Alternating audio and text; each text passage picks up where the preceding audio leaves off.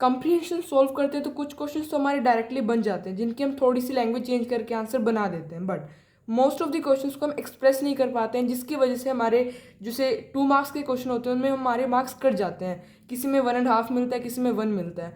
तो इसी प्रॉब्लम को देखते हुए आज हम इस वीडियो के अंदर एक कंप्रीहेंशन सॉल्व करेंगे। हम तरीके देखेंगे कि किस तरह से हम कंप्रीहेंशन को इफेक्टिवली सॉल्व कर सकते हैं।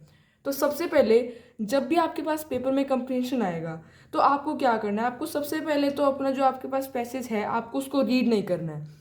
क्यों नहीं करना है?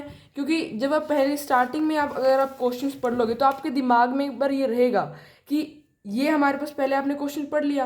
अब अगर जैसे what are the major effects of language barrier in the progress of a nation, अब आपने पहले क्वेश्चन पढ़ लिया।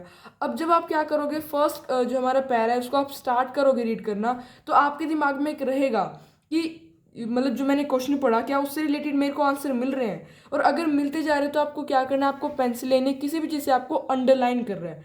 अगर पेपर में आपको पेन अलाउड है तो आप पेन से भी अंडरलाइन करिए, जिससे जब आप दोबारा उसको आंसर लिखोगे तो आप इफेक्टिवली अच्छे तरीके से अपने आंसर को क्या कर पाओगे, एक्सप्रेस, और उसी से आपके 10 नंबर्स हो जाएंगे पक्के।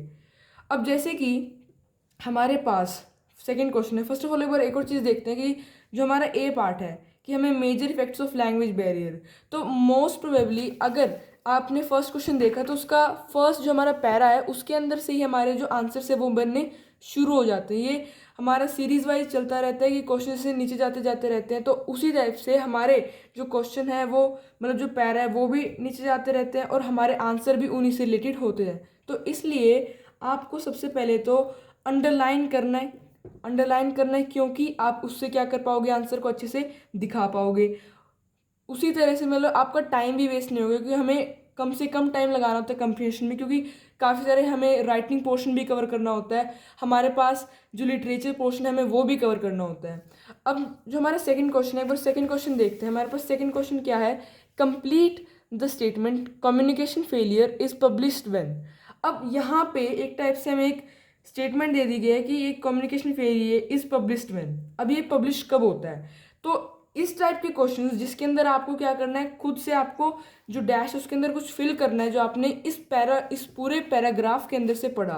तो मोस्ट ऑफ द टाइम आपको ये एक टाइप से ब्रीफ जो आपने इसके अंदर से लिया, आपको अलग अलग एरियाज से, मतलब अगर आपने थोड़ा पैरा 1 से उठाया, आपको हर एक मतलब पैरा के अंदर पैराग्राफ के थोड़ी थोड़ी हिंट इसके बारे में मिलती जाएगी, जिसके बाद आपको क्या करना है, कलेक्टिवली उसको एक अच्छे वे में दिखाना है, जिससे कि क्या होगा, आपका आंसर अट्रैक्टिव लगेगा और टीचर देखते ही आपको 2 मार्क्स क्वेश्चन के दे देगा। थर्ड हमारे पास क्या क्वेश्चन है, what did library request in the field of science. जैसे अब आप, मेरे को पता है आपने पहले इस क्वेश्चन को क्या कर लिया, रीड कर लिया जब आपका पेपर स्टार्ट हुआ, क्योंकि पेपर मिलता है 15 मिनट्स का, हमारे पास मोस्ट ऑफ द टाइम क्या होता है, रीडिंग टाइम होता है। तो आपको रीडिंग टाइम में फर्स्ट ऑफ ऑल आपको क्या देखना है, हमेशा ध्यान में रखनी है बात कि आपको क्वेश्चंस को पहले प्रायोरिटी देनी है, उसके बाद आप अपने कंप्रीहेंशन को रीड करना स्टार्ट करोगे, जिससे कि आपका जो मैंने पहले कहा, आपका जो कंप्रीहेंशन सोल्व करने की जो इफेक्टिवनेस है वो काफ़ी बढ़ जाएगी और आपके 10 मार्क्स आ सकते हैं। नेक्स्ट हमारे पास है कि जैसे जैसे हम क्वेश्चन करते जा रहे हैं, फर्स्ट ऑफ ऑल तो हमें ये देखना है कि अंडरलाइन कैसे करना है। अंडरलाइन इन द सेंस आपको जो मेन डिफिकल्ट वर्ड्स लगे।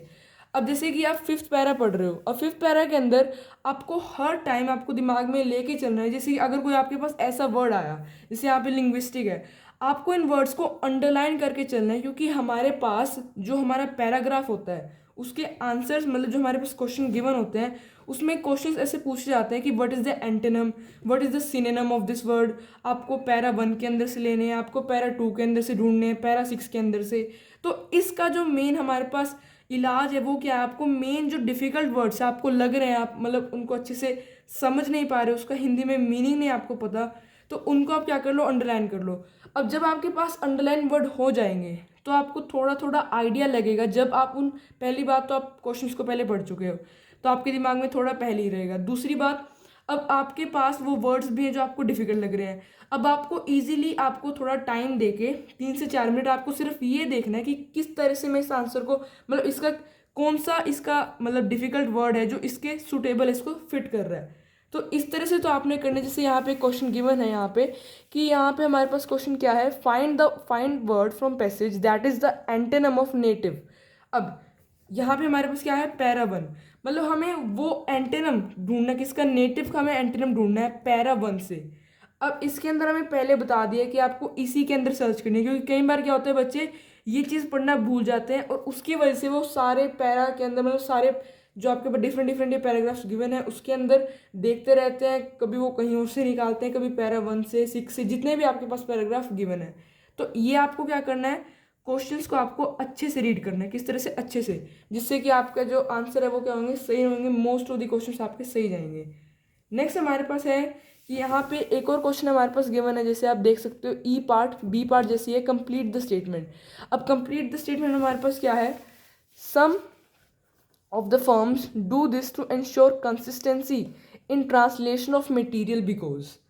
अब कई बार क्या होता है, मैंने आपको पहले कहा कि कुछ चीज़ें आपको पूरे पैराग्राफ के अंदर से शॉर्ट करके आपको ब्रीफ में लिखनी है, जो आपकी अंडरस्टैंडिंग हुई इस पैराग्राफ को पढ़ने के बाद। मेन चीज़ क्या है हमारे पास, आपको पैराग्राफ को 2 बार पढ़ना है, 2 से 3 बार, मतलब जितना, जिससे आपको क्या लगे कि हाँ मैं आंसर कर सकता हूँ।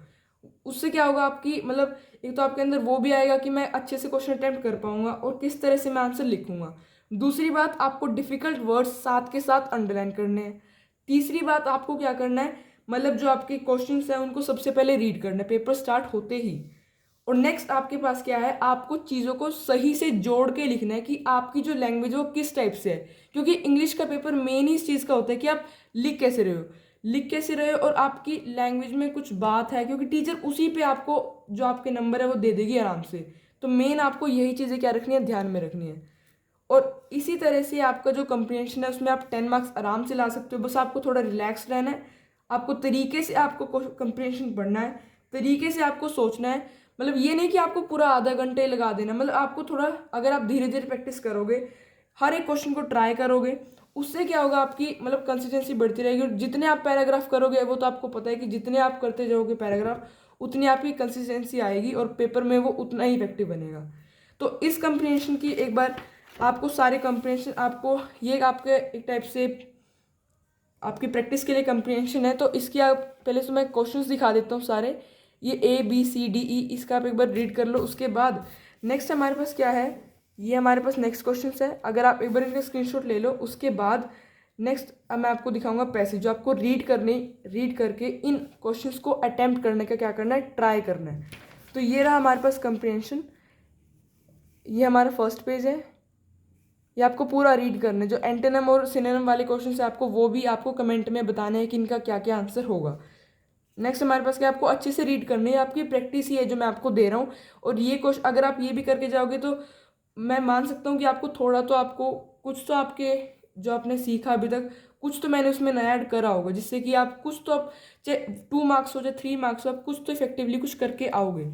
और नेक्स्ट पेज हमारे पास क्या है, ये हमारे पास नेक्स्ट पेज, इसके अंदर हमारे पास यहाँ से शुरू होता है और ये हमारे पास 6 पैराग्राफ्स, इसका आप स्क्रीनशॉट ले सकते हो और बाद में इसको आप आराम से सोल्व करो। और जब आपका आंसर आ जाए, आपको मेरे को ये वाले क्वेश्चंस आपको मेरे को कमेंट में भेजने, 1.2 A part and B part. और अगर आपको वीडियो पसंद आई तो please like share comment and subscribe to our channel English achievers. और ऐसी ही वीडियोज़ को देखने के लिए आप सब्सक्राइब करें। और thank you for watching this video.